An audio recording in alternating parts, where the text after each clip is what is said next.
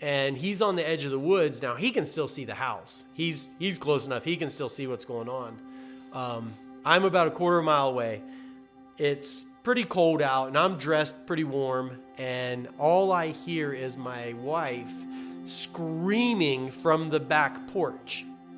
Hello, everyone, and thank you all again so much for joining us for another episode of the Falconry Told podcast, brought to you by the fine folks at Marshall Radio, the makers of the most carefully engineered and reliable tracking systems available. For more information, head to marshallradio.com and check out all of their amazing products. And I wonder what she was screaming about. Well, I guess you all just have to stay tuned and listen to the rest of the episode to find out. Needless to say, it was really cool getting to meet Kris for the first time and getting to kind of share some falconry experiences with him and find out what he's all about. So without any further ado, I'll let you find out just what all the screaming was about, and we'll just jump right on in. Here we go. Okay, and 3, 2, and 1. So yeah, man, I mean, this is the first time we've kind of gotten to meet, and, we've been kind of chatting things up a little bit here before we got started, but it's really interesting to me because I don't meet very many people that often who have as many side hustles going on as I do. So yeah, man, it's interesting to me that you do so many different things and still kind of have time to live life also. So it's a struggle sometimes. I'm not gonna lie. Being a firefighter and working 24 hours on gives me a lot of time off. So I got to stay busy somehow. And during the summer, I can't fly my birds. So and it's too hot, and nobody wants to be out doing that, especially here in Ohio. Right. But I work at a funeral home. I run my own lawn care business. That just happens to take care of said funeral home. So my days kind of look like 24 hours at the firehouse. And then I usually get off there, and I usually head straight to the funeral home and start some type of landscaping. Mm-hmm. Our funeral home sits on basically a city block. Yeah. So it's deeded only two ways. It can either be a funeral home or it can be a city park. So if it's ever not a funeral home, it'll have to go back to a park. So if you can kind of imagine a city park, it's basically what our funeral home looks like. Lots of flower beds, lots of flower work, just a ton of grass. People all the time ask me, hey, can you come do stuff at my house? And I'm like, no, I don't have time for that. When I'm done after my first day off, my second day off is I manage the crematory at that funeral home. So I spend about 8 hours there running a crematory and doing various landscaping stuff that I didn't get done the day before. Yeah. So I mean, it's kind of funny that you said the words off days because it sounds to me like you don't really have any. Yeah. It all depends on how you look at things. If you're enjoying what you're doing, it doesn't really seem like work. I've heard that phrase a lot, and that's cool on one hand, but I always have this little voice in the back of my head that always says I'm gonna call shenanigans a little bit on that. Yeah, because it's always work. It's just if you get value out of it, I think that's where the big point comes from. Yeah, and I do with my landscaping. I leave a finished product, and that's the biggest thing. When I'm done there, I can turn around and look at something and be like, "Yep, that looks better than it did when I got here." Mm-hmm. The crematory part is just I started there because I didn't have anything to do on my days off, and a friend of mine that works there was like, "Hey, why don't you come work at the funeral home with me?" Mm-hmm. Okay. But that being said, it being a city park, I also have time to fly my birds there. Uh-huh. So that's one of the benefits of being there. On my lunch hour, and all my owners and directors, they all love the birds. They think they're amazing. But it also keeps down our squirrel population that tends to get into the attic and, squirrel abatement, if you will, at the business. So it helps us out, and it provides me a little bit of an outlet during the day. Yeah. And it gives me an opportunity to get the birds up and get them flying to where, any other time they'd be stagnant while I was at work. Gotcha. Well, I mean, so you've got your fireman / paramedic gig, you've got the funeral home gig, you've got what else did you just say? I have a landscaping business. Yeah, the landscaping, right, which is still somewhat tied in to the other gig. Yeah. Yep. And then you also like to do woodworking and stuff on the side too when you can, right? Yeah, anytime I can fit something, and to be honest with you, it's not as much the woodworking as just being creative. Mm-hmm. It kind of falls right along in with the landscaping. You look back and you're like, oh, that's a finished product. Mm-hmm. So I love to do stuff that I can finish. Even though if you look around my house, there's nothing finished.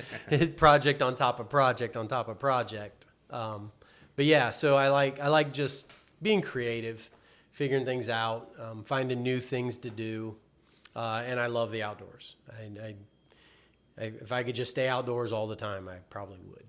Cool. Yeah, I mean, well, and I know you touched on it just ever so briefly just a bit ago, but I'm assuming then part of the reason how you're able to time manage, your falconry and with all of these things that you do, I mean, it sounds like at least with the funeral home job that you're able to at least incorporate that some, so you're not, in other words, every day you're not having every single day tied up to where you can't do anything. It sounds like you're at least able to fly a little bit and take a bird there and kind of, incorporate that sun, to, kill two birds with one stone. Correct. Pun intended.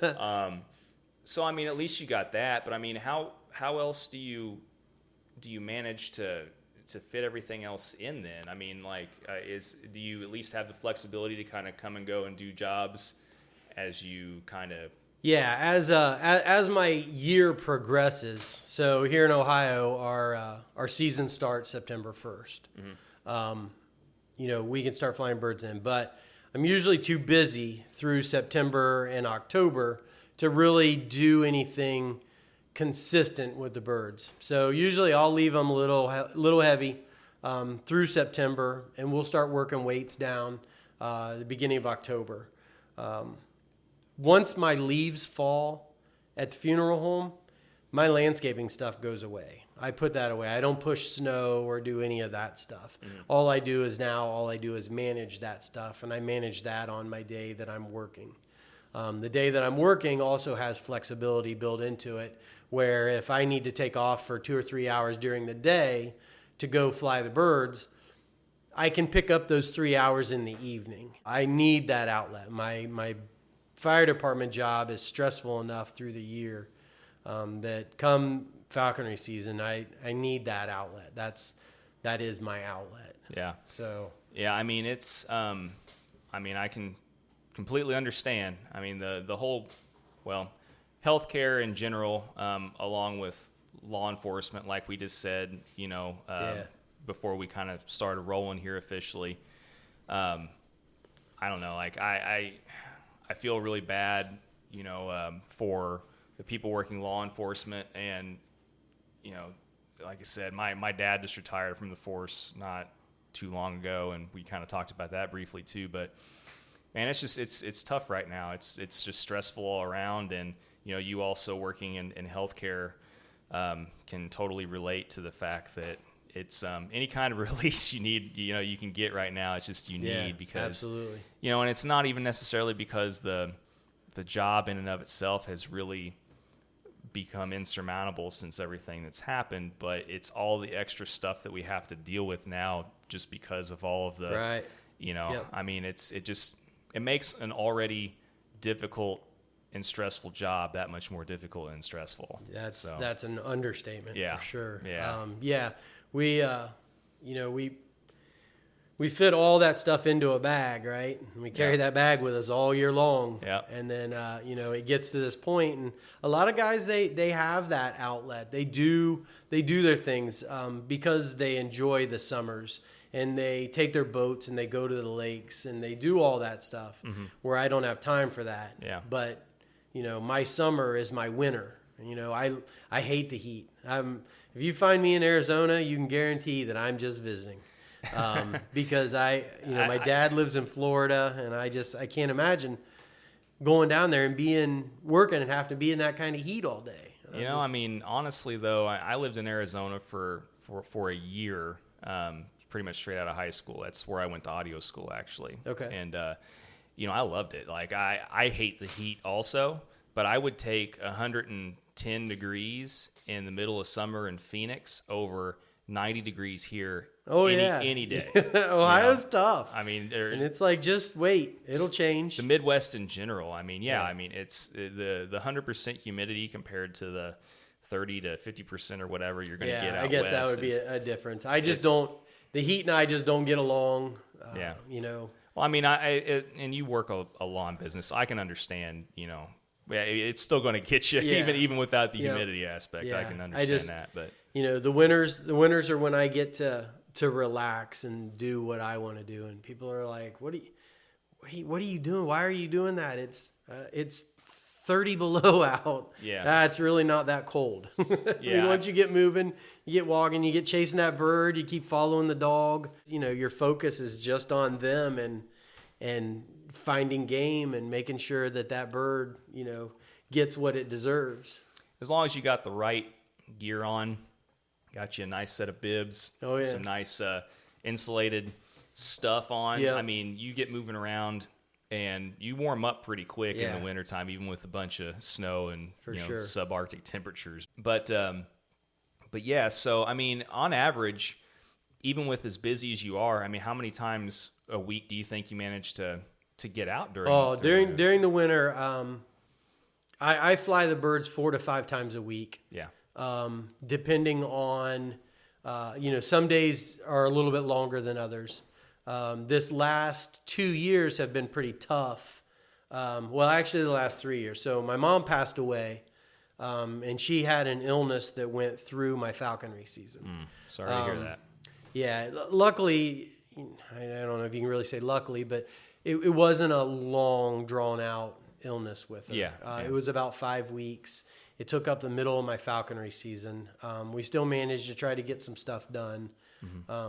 And then my son decided that he would start swimming. And we kind of looked at him like, you're going to do what? He said, yeah, I think I'm going to swim. Okay, well, it turns out he's not too hateful at it. So he did really well.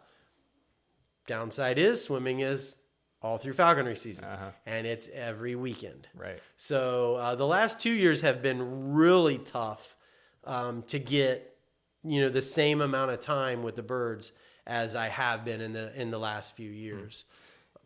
So now that he's moved on to college, he's still going to swim. With the coronavirus has messed up his schedule a little bit, but that's also, he doesn't actually start competing until January. So, my November and December are going to be, balls to the wall, birds, and more birds. Yeah. Well, I mean, I feel you. I mean, the reason I'm touching on this is because, for the people that might be listening who aren't yet falconers but are thinking about getting into it, and I mean, it's one of those topics that I don't think that you can cover enough. If you don't have the time to do it, you just really shouldn't do it. Oh yeah, and for sure. And if you know that you are going to be that busy and you don't have a way to mitigate that somehow into your schedule despite being busy, then you probably just shouldn't do it, and you should wait until you can. I mean, there's a lot of people that I know of that waited until their latter years of life, to get into it, which I still, I mean, I admire and respect the people to a certain degree, like that get into this sport whenever they, are past their, 40s, sometimes even their 50s. Yeah. And, I mean, I know how I feel sometimes, even after, just being in my 30s. Yep. how I feel sometimes after beating the brush all day. I mean, sometimes I can barely bend over. My lower back is killing me so much, and everything. It makes me feel like I have a 60-year-old back sometimes, and there's going to be a lot of people just moaning and groaning like, whatever, man. I know they're listening to this, but I mean, the point being, it can't be stressed enough that if you want to do this, you got to have the time for it. Yeah, absolutely. And you got to be able to make the time. I feel very fortunate being a firefighter. Take the other 2 jobs away. That's 24 hours on. That's 48 hours of fun the next 2 days. Sure. I mean, the birds go with me in my truck. They get weighed the night before. They get fed just enough to, when I get off duty, my next stop is a woodlot on the way home. Yeah. It's almost routine. Unless something comes up and gets in the way of that, you can guarantee that, my duty day, that night, I'm going to feed the birds in the truck. Yeah. Just enough. We're going to check out the weather, see where we're at, how cold we're going to be, feed them, and you can guarantee by 8 o'clock I'm going to be in a woodlot somewhere. Right. Now, I may have to do a quick hit and then head home, but almost religiously I will be hunting somewhere on the way home. Yeah.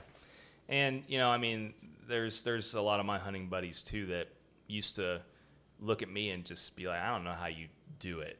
How have you not basically died yet? But I mean, I've worked night shift for, I don't even know, last at least 7 to 8 years. I think. Night shift will kill you. Yeah, and it really will. It'll add tons of years to your life. Oh, geez, man. Well, and simultaneously, while subtracting all those years. Yeah, I guess that's what I meant. It subtracts more. It'll add the way it'll add the wrinkles and subtract the overall.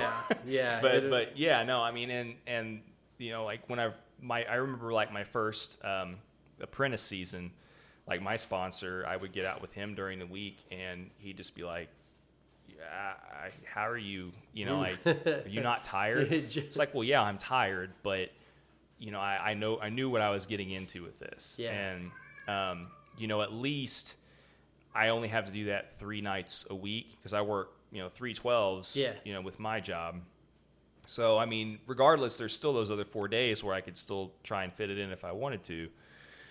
But it's still, I mean, even with that kind of schedule, there's been times where I've thought, I mean, it's tough sometimes with as much different stuff that I have going on the side too. But yeah, I mean, it's at least it's good that you're able to fit in that much. I mean, there's a lot of people that would listen to that schedule and just be like, there's just no way. Some people are better at time managing than others. Yeah, and it's tough too. I mean, if you take a guy who gets, who works a 9 to 5, 5 o'clock, man, it's already starting to get dark. Yeah. I mean, you're going to work in the dark and you're coming home in the dark. So, you're basically a weekend warrior. Yeah. You're hitting stuff on Saturday. And for me, just me personally, that's not enough time to take that bird out of the wild and do something with it. If I couldn't fly the birds as much as I fly them now, I would feel like I'm doing a disservice to the bird. Yeah. And you're right. It's not for everybody. Yeah. And it is a really cool, neat, awesome thing, but you got to think more of, what am I doing? How am I doing it? And can I do it appropriately? You have to have a plan. Yeah, absolutely. Got to have a plan and kind of got to know how you're going to try and tackle and approach things, going into it. Because if you just try going in blind and, get a bird, don't have anything to fly it on, this, that, and the other, it's going to create a world of problems for you, which, we've talked about ad nauseum on this podcast and stuff too. But once again, it's just another one of those things that you just almost can't, you just can't say enough. Yeah.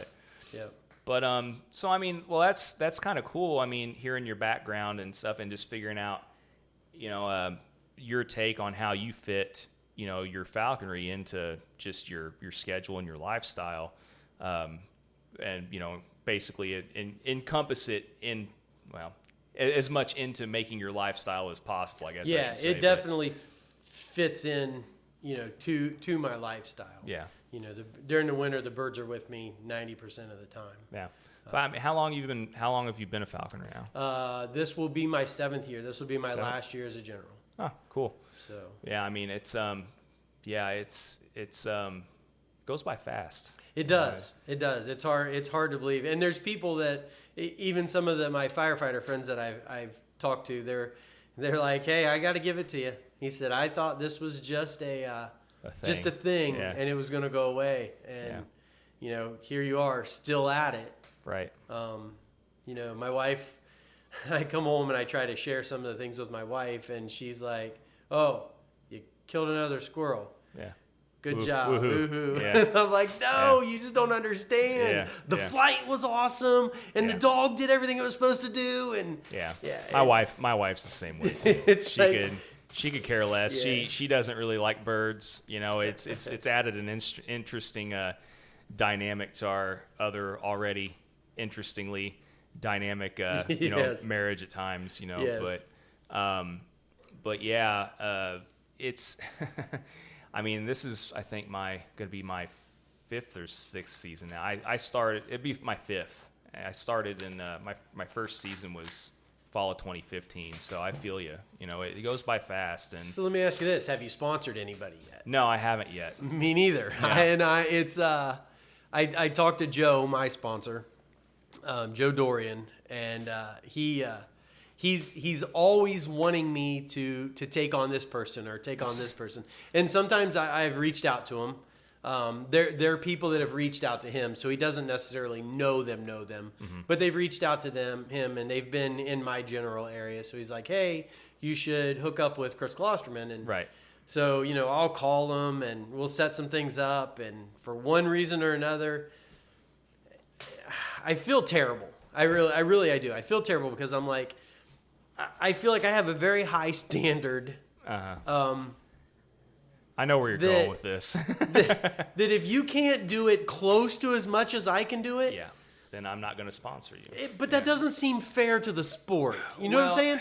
I mean, there's lots of guys out there that are only weekend warriors, and they can only get it for right now. Yeah. In the near future, their kids are going to graduate, because that's kind of how I did it. I started looking, and I'm like, okay. 5 years ago, I'm looking ahead thinking, okay, both my kids are going to be gone. Yeah. And, I'm going to want something along with taking trips and doing stuff with my wife to take that spot, to fill that void. Sure. So I started this 5-7 years ago, mm-hmm. thinking ahead. Right. And some people might not be able to do what I do as much as I do right now. But in their future, they might. And if they don't get that start, you're like, oh, but I feel terrible about it. Well, like, here's how I look at it. And, knock on wood, I haven't been in a situation yet where I've had to even worry about it, because where we're at, we get people that'll show interest. It's the same everywhere, I know, but we'll get people sometimes that'll come out with us every so often and, go out maybe 1 or 2 times, and then you never hear from them ever again. And, right. Which you run into that a lot, in this sport. And I'm okay with that part. Yeah. And I'm fine with it too. Because they've realized. Yeah. Ooh, I might not be ready for this yet. Nine times, as well as I do, 9 times out of 10, those, like, most people kind of weed themselves out and figure out if it's something they feel like they can do or not anyway. Yeah. And you don't have to worry about it. My thing is I still want to have another, personally, like another year or 2 under my belt. Oh, without a doubt. Before I want to sponsor, even consider it anyway. And, like, the way I look at it is, I've gone back and forth on this too. I've had the same, the same, bird on one shoulder, the parrot, it's like, you should do it. And then the other one's like, no, you shouldn't, whatever. Like, Yep. I've done that whole thing too. But the way I look at it now, where I kind of see things now, is if someone were to show me at least some degree of consistency throughout an entire season, that they can keep up with at least some, I mean, like, I'm not saying they have to get out every day. Yeah, absolutely. But I mean, most of my friends too, because of their jobs, can only really get out on the weekends and stuff too. And there are good falconers that, for whatever reason, they can only do the weekends, but they're all day, like every weekend. Yep. Like that's every weekend. This Saturday and Sunday, we're flying birds, and we're doing it all day. It's all day, and I'm not saying there's nothing wrong with that either. Sure. But if someone can only do that, like the way I see it is they need to be out every weekend with us doing that. I mean, if it's every so often skip a few, whatever, this, that, and the other. See, that to me, like I would kind of have an issue, because I had to show, like I was kind of similar to what you probably did. Like I was out 3 to 4 days a week minimum, like during my apprenticeship. Well, I was really, really lucky. I'm not gonna lie. Matter of fact, Ron Allis, who takes care of the things here in Ohio for the Department of Wildlife, he came out and did my inspection. And before he left, he said something to the extent of, "You ought to be pretty proud of yourself." And I didn't understand what that meant. I'm like, what do you mean by that? And he said, "Well, typically this takes about 18 months.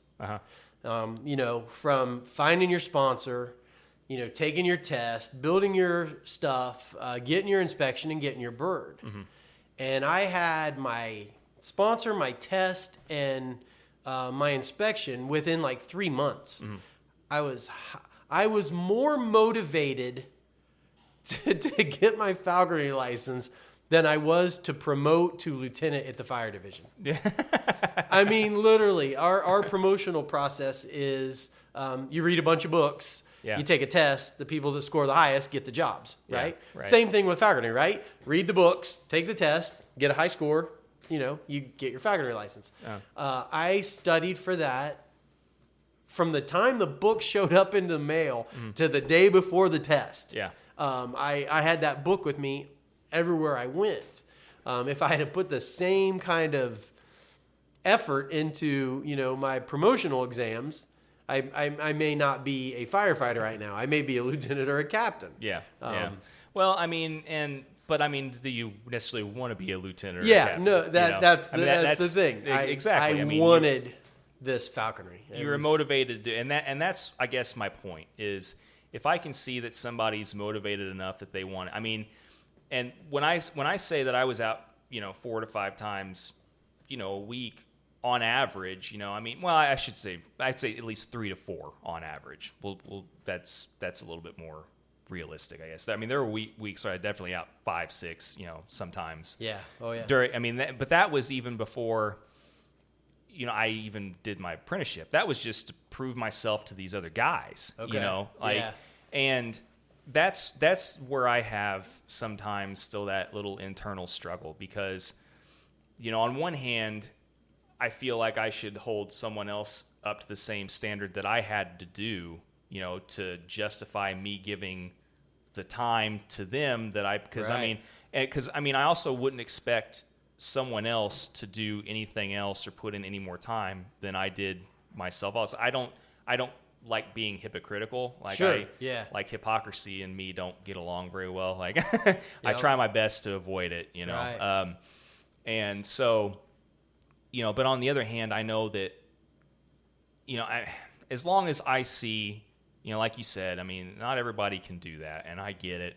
It doesn't mean that someone isn't going to be dedicated. It just means that, their schedule won't allow them to do it, quite as much. And I see both sides, but they still have to show me, like I still have to have proof that they are going to stick with it and be consistent, through their apprenticeship, before, and that wouldn't, for me, involve seeing just kind of like a lackadaisical approach to, I couldn't do that. And I had that opportunity, actually.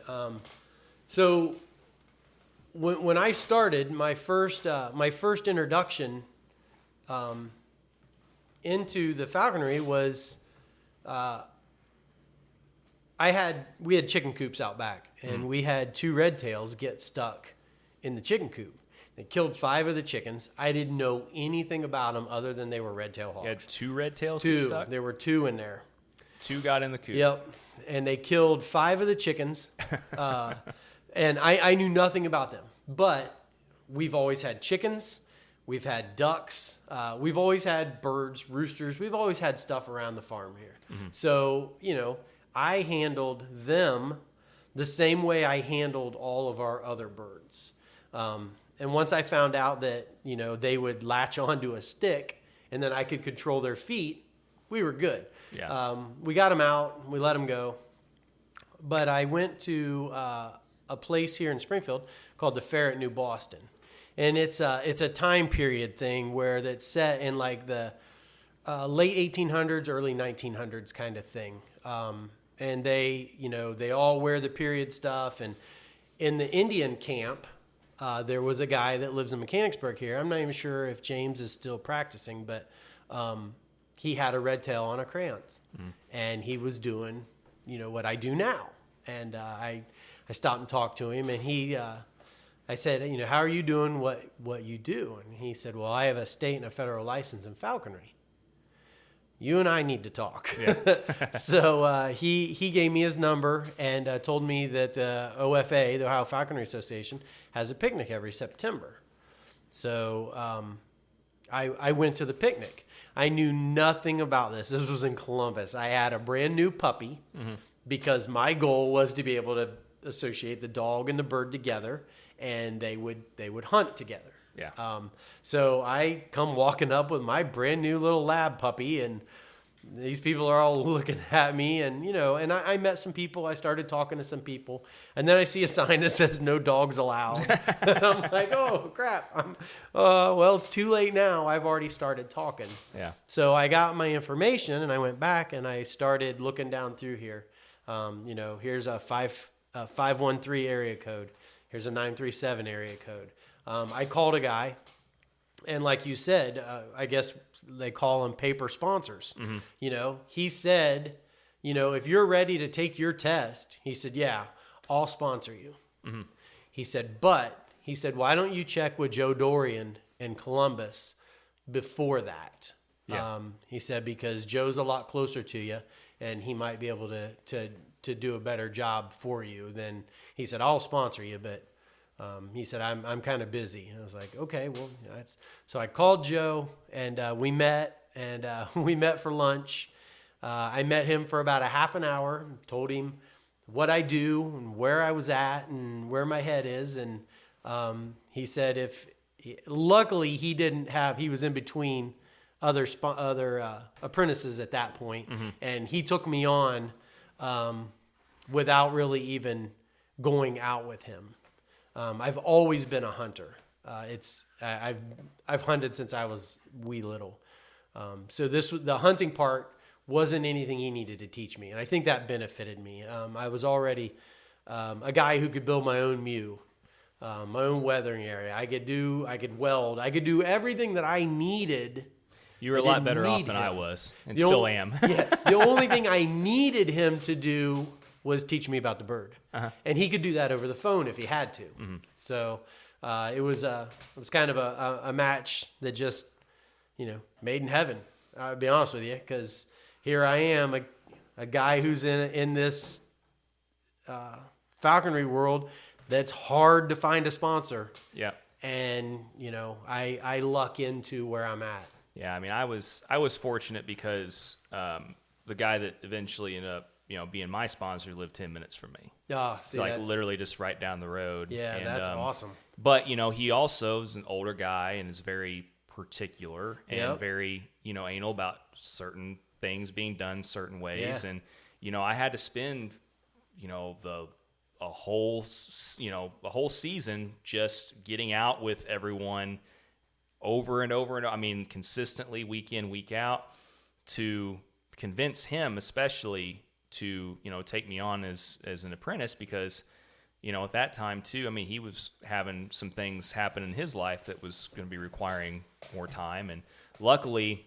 we have some pretty hardcore falconers in southern Indiana that get out very consistently and stuff that I was able to get out with even when I wasn't able to get out with him. And he was also he's also retired too. Yeah, that helps. So I feel very blessed and fortunate that I didn't have to do the whole long distance paper sponsor thing.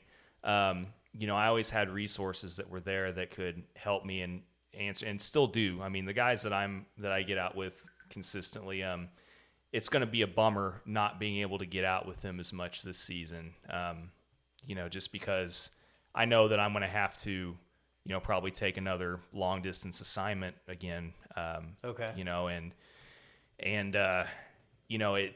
It's become such a tradition, in having that camaraderie, and just, it becomes, it's another thing that you just bank on, and it's going to be weird not having that as much this season. It's that release. It's that thing that you're looking forward to. I'm doing all of this so I can get to here. But I mean, like I said, I feel very fortunate that I've got, a small group of guys that we always help each other out, and there's resources. And we're in the same boat. Our little group in Columbus and northern Ohio,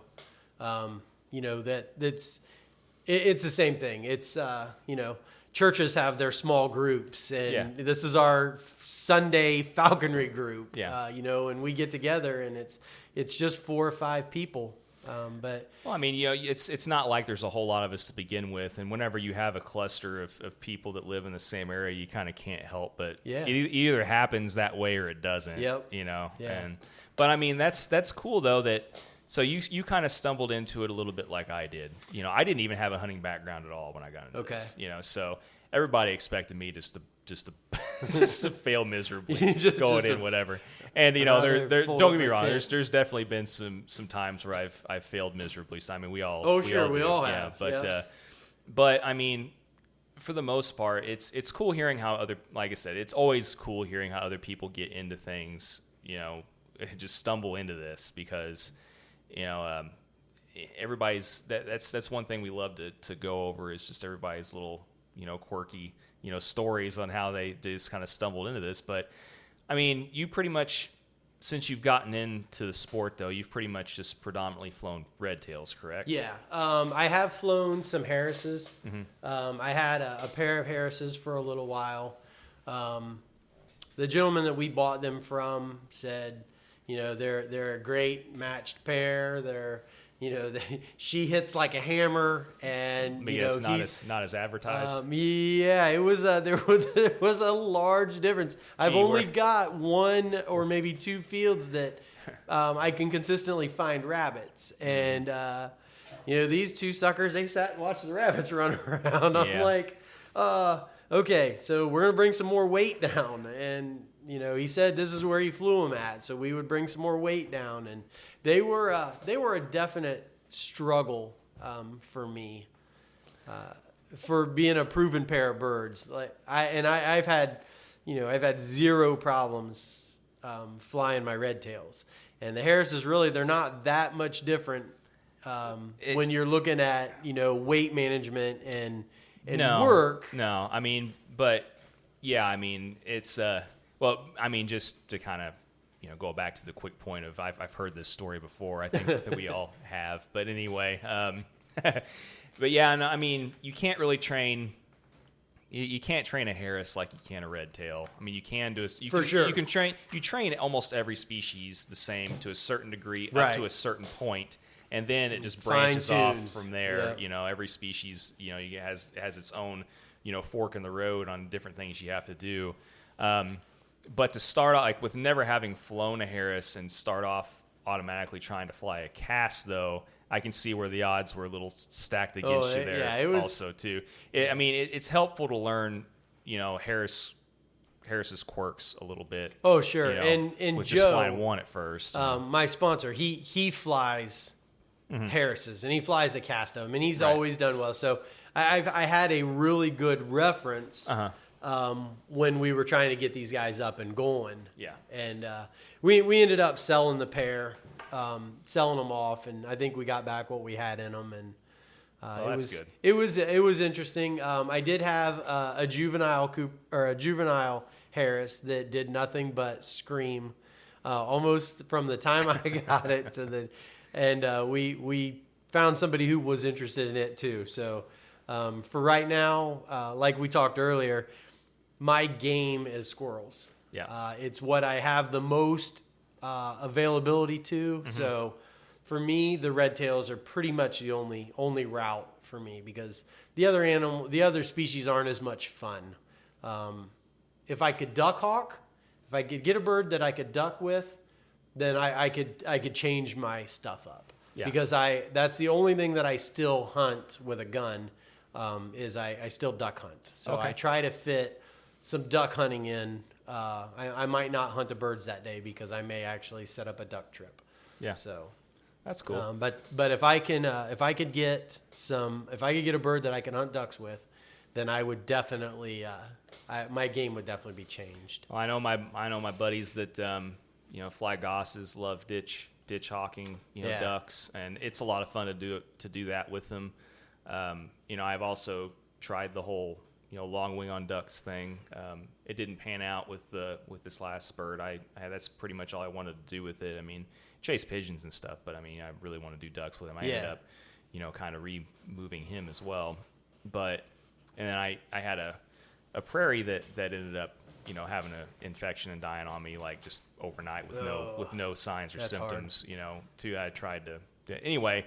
Yeah, the duck thing is on my bucket list also. I'm sure I will do it at some point again, but well, and I've had both the red tails chase. I've had both of them chase them. Sure, it's got to be a perfect setup for a red tail. As a matter of fact, before we leave here, I'll introduce you to Duckster. We have a Peking duck that's here on the farm that's imprinted to the dog. Oh boy. This is a podcast, so it's going to be real hard to explain to anybody.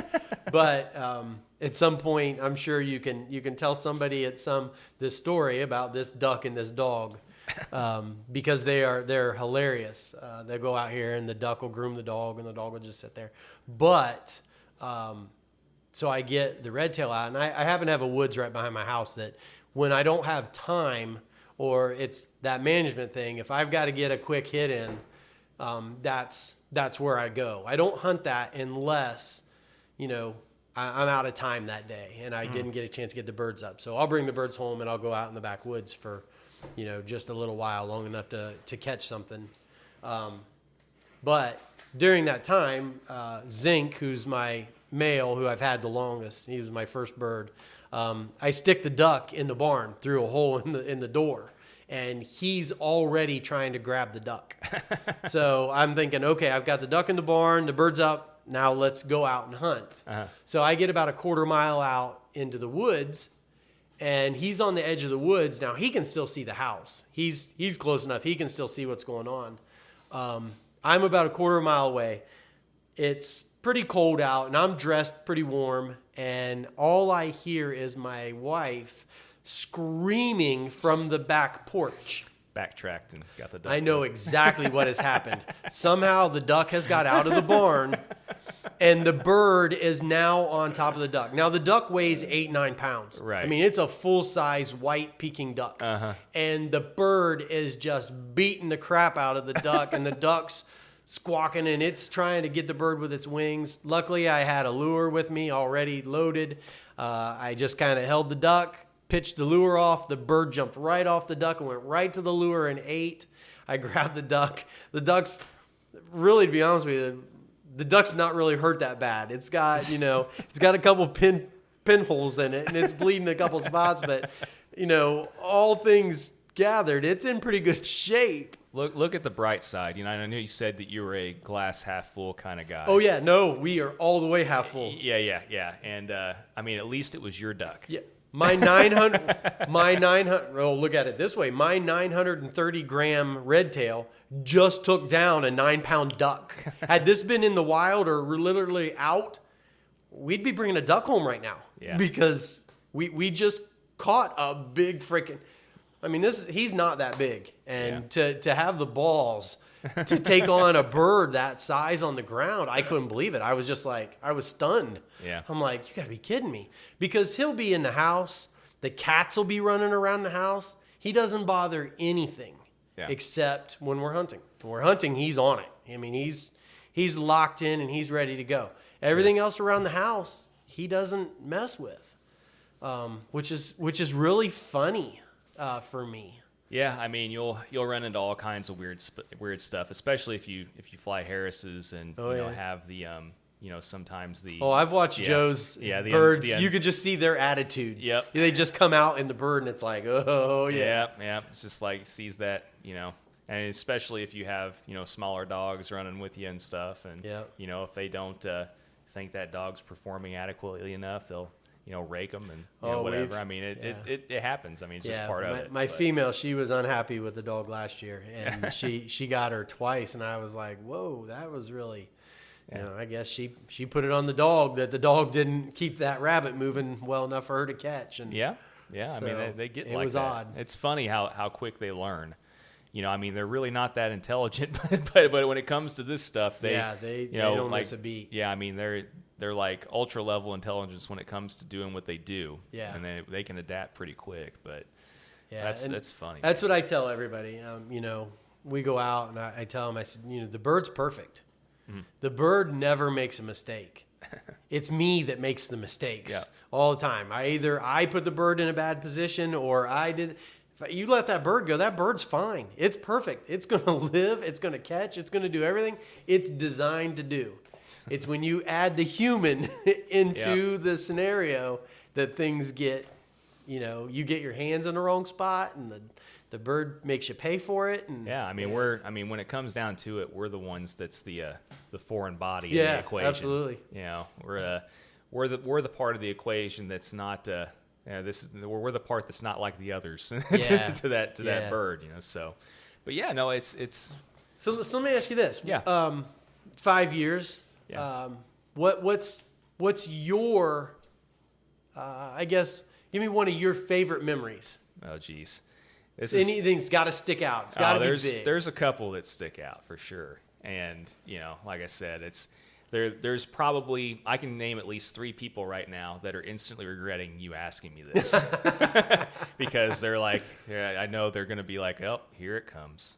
Got to hear about this again or whatever. Now, I mean, the most memorable thing that's happened to me so far, hands down, just, and as fluky as it was, I'm admitting, guys, if you're listening, I know it was a fluke. We've been through this, okay? It still happened, though, the one time. But I was flying, so my buddy Dennis, Samney let me fly one of his Harris Hawks that he had, and he bought it as an imprint. So, I mean, one thing I'll never fly an imprint Harris again, just personally. I mean, for obvious for obvious reasons. I mean, there's not.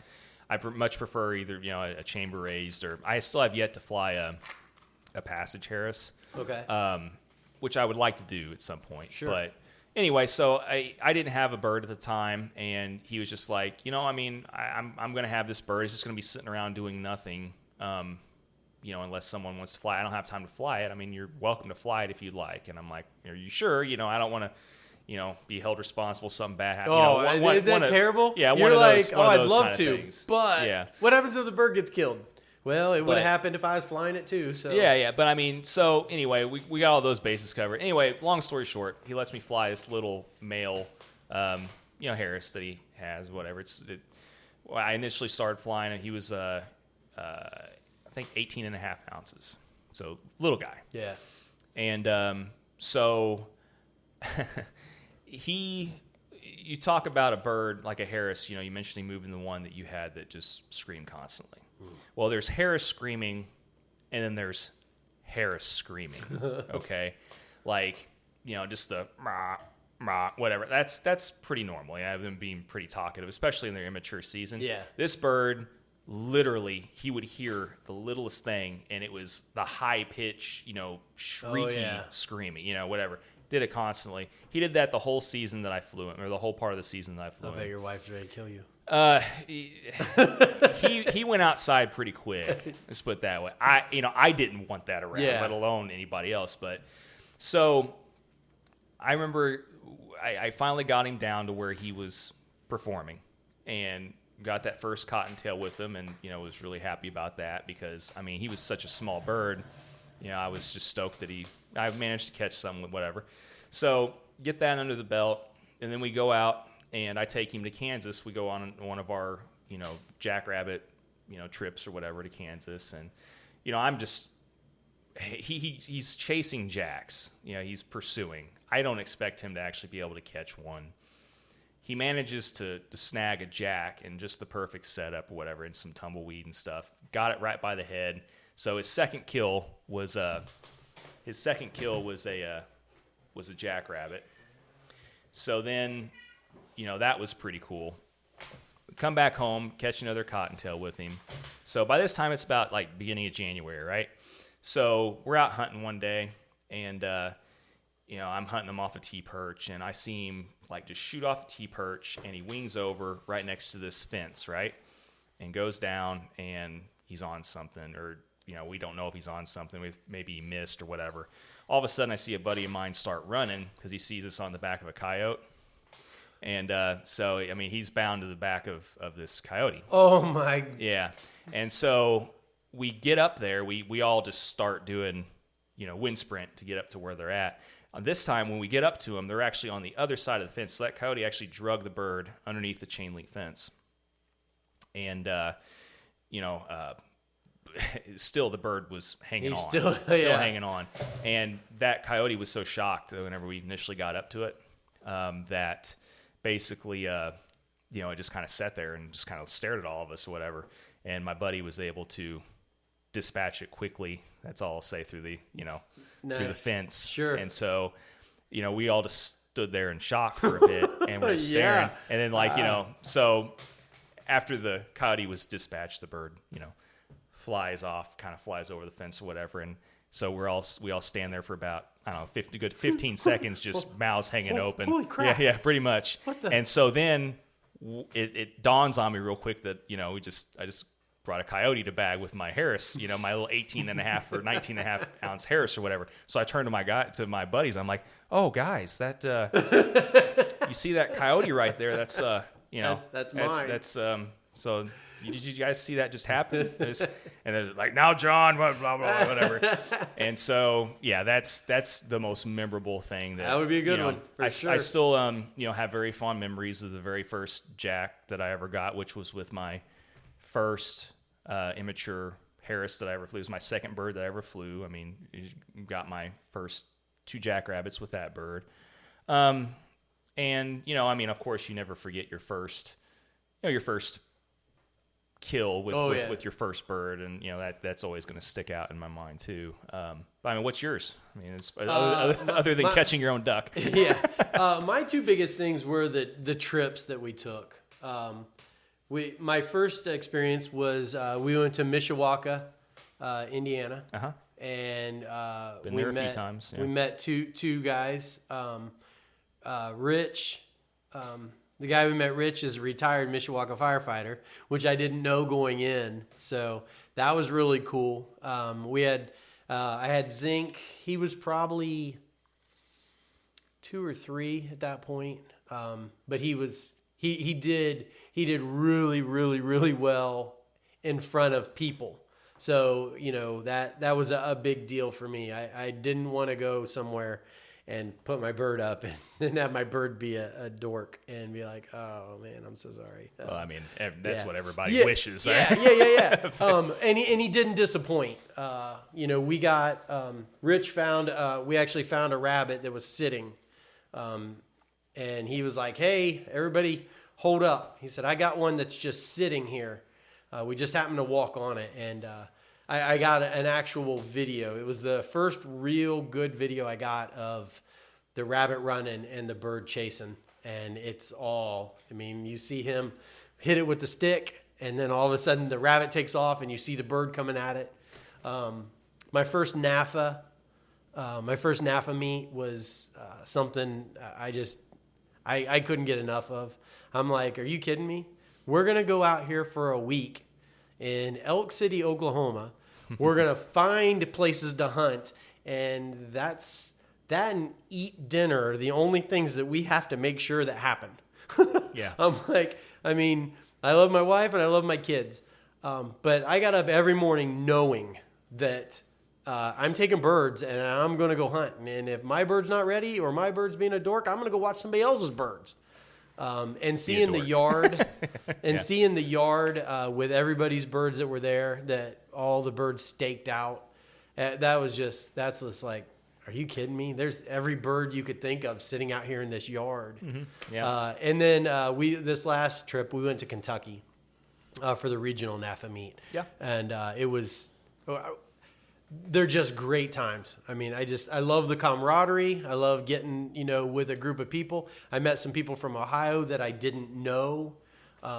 So I'm really looking forward to getting with them this summer or this winter and hunting.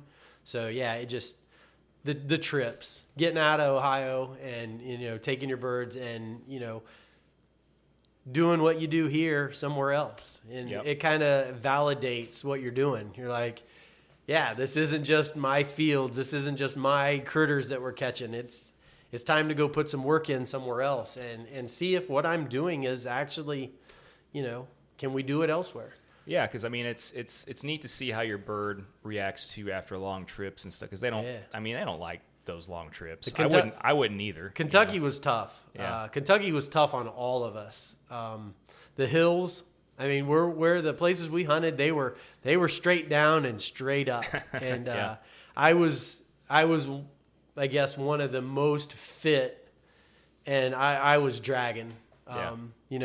My goal is I would love. And, we talked about it earlier. I would love to know how many miles I travel during the season.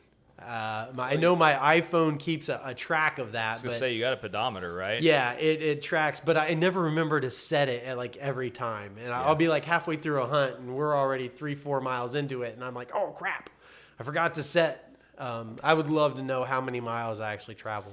Well, I can't remember for sure. I'm wanting to say, I'm sure probably someone's going to be listening to this and be like, no, it's this big, you moron, blah, blah, blah, whatever. But I'm wanting to say it's roughly around 2,000 steps or so is roughly a mile. Yeah, real close to that. Yeah, 2,000 that some sound change. About right? Yep. Yeah. So, I mean, you can always do a rough guesstimate from that, too. Yeah, we could definitely sit down and figure it out. But I would love to just know, I get up, I set my clock before I leave the truck. I'm real excited this year because I have a new truck. Yeah. I have a 4-wheel drive Toyota Tundra that's got a cap on it, and it'll have some more falconry assist stuff with it. Right. Versus trick it out. So I'm real excited for this season. I've always been in my Nissan, and it's only 2-wheel drive, so I'm real careful where I actually go. Matter of fact, this last year we hunted at a nursery. In the morning, it was super cold. So we could drive everywhere. Everyone was frozen. And as the day went on, we got through the middle of the day and things started warming up. And, we were way back on the backside of their property. And, we got the truck stuck. Stuck. Yeah. And I ended up stealing a bobcat from the nursery because it was a Sunday. There was nobody around, but they had a key in it. So I knew how to drive it. I grabbed their bobcat because we were out of options.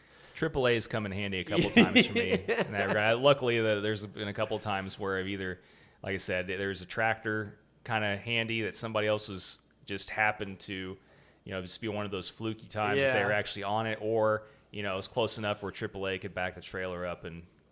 So I'm real excited this year to have that as another option where I don't have to worry about that part. I don't have to worry about going up to Columbus to hunt with Joe when the weather's crappier than crap. Right. So it's this is going to be a good year. That's awesome. I'm looking forward to it. Well, I mean, that's great, man. I mean, like I said, it's always cool whenever, I mean, you just start getting that feeling whenever the season starts, kind of approaching again, and you're just like, okay, well, kind of be out of purgatory. At some point in time, though, whenever you have more time, you're going to have to try a spring bird, like a kestrel or something. Well, I'd love to, but I got to find that time. I don't have that. I've talked about that with my friend Noah. He's got a male Harris now that he wants to hunt, through the summer because he's a professor. So his winter is full of work. His summer's wide open. So he wants to transition into something that he can hunt during the summer. Yeah. It's just too hot. Yeah. I don't want to be out in it. I get poison ivy easy. It's like, no, leaves are gone. Let's go kill stuff. I feel you. Yeah, I mean March to May is real fun, for starlings and other stuff too. So yeah, that would definitely be a good time. Yeah. Typically, I end up shed hunting.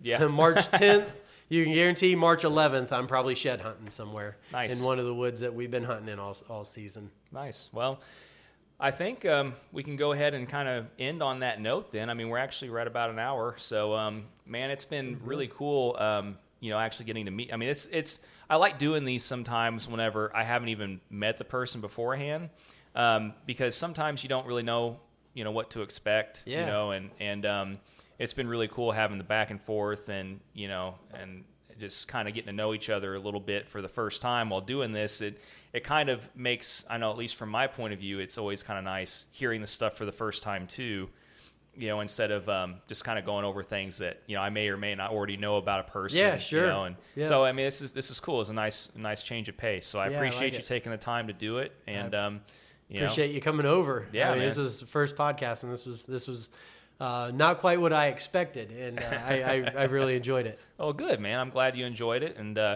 we'll like I said, we'll kind of see how things go, and I don't know, who knows, maybe in the last 4 weeks or so that I'm here, I mean, I don't know if we'll have much of a chance to meet up again or whatever, but if nothing else, it'll be cool at some point if we can make it happen to where we can get a hunt together or whatever the case. Right? That would be great. And if nothing else, I think it might be cool to get together at the end of the season and talk about our season, see how our season went. Yeah. What were your highs? What were your lows? Sure. I'm sure we could fill another hour in. Oh, geez. I mean, we can definitely make that happen for sure, probably at some point. Like I said, this is going to be an interesting year for me, or I should say an interesting season for me in general, just the simple fact that, I don't really know where I'm going to be. I mean, like, you talk about, a tricky schedule trying to keep birds and this and that. And it's definitely anytime you're not at a home base. Yeah, it's definitely altered my plans up a lot. And it's going to be interesting, but I'll figure it out. I always do. Yeah. So, absolutely. But anyway, thanks again, man. It's been great. And like I said, I mean, hope everything goes well with your season. Yeah, you too. Happy hunting. All right, you too, bud. All right.